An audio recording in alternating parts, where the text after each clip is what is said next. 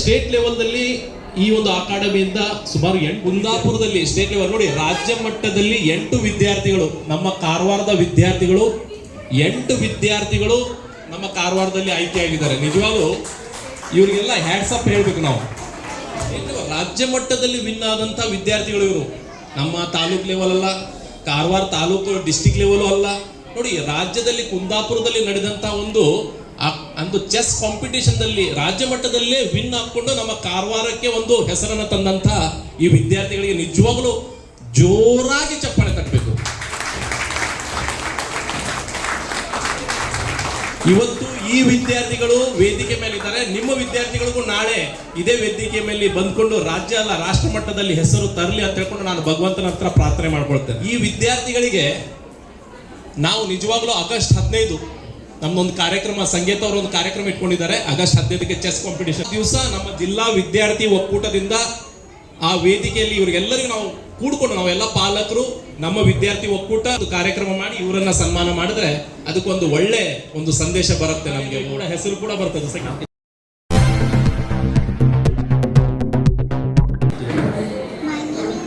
ವಿದ್ಯಾರ್ಥಿ ಇವನಿಗೆ ಪಾಪ ಏನ್ ಬರುತ್ತೆ ಹೇಳಿ, ಆದ್ರೂ ಕೂಡ ರಾಜ್ಯ ಮಟ್ಟದಲ್ಲಿ ವಿನ್ ಆದ.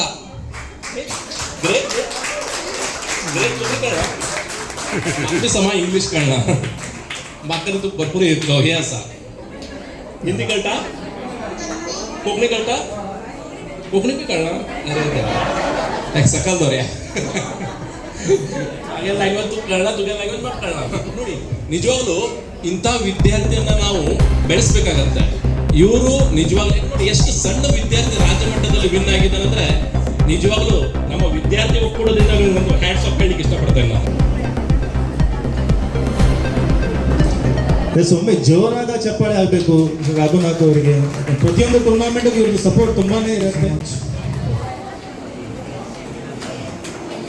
Thankful to Sanket for inviting me here.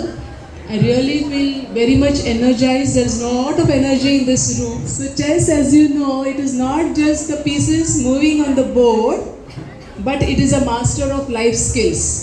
There are so many things you learn in chess. What you learn is patience, you learn foresight, you learn resilience. These are all useful for you all in your life.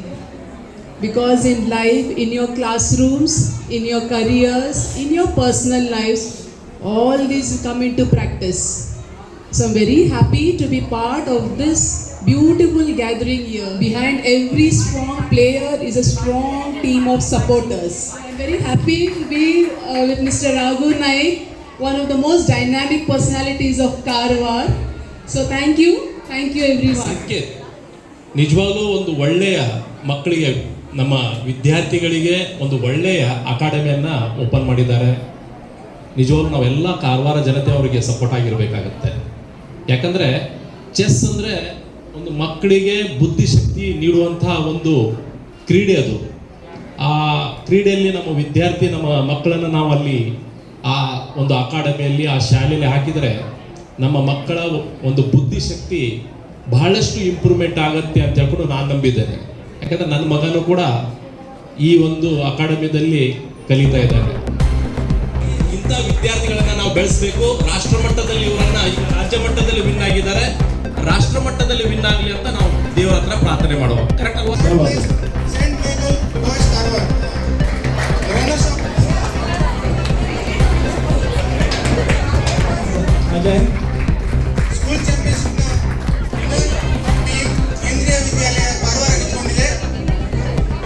Winner team Kendriya Vidyalaya Karwar, KV school Karwar.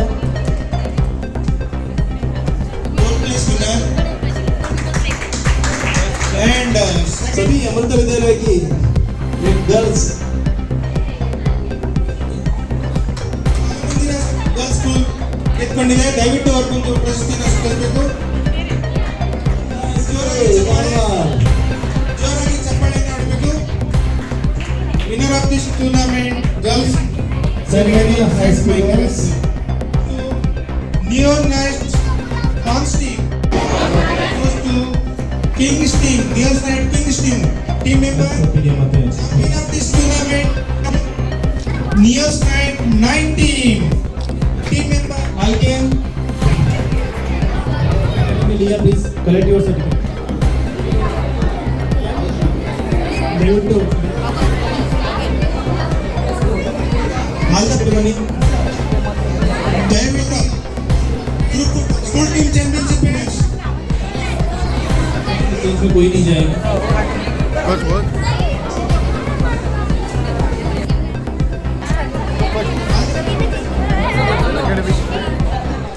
Please rush ना करें, please कोई rush ना करें.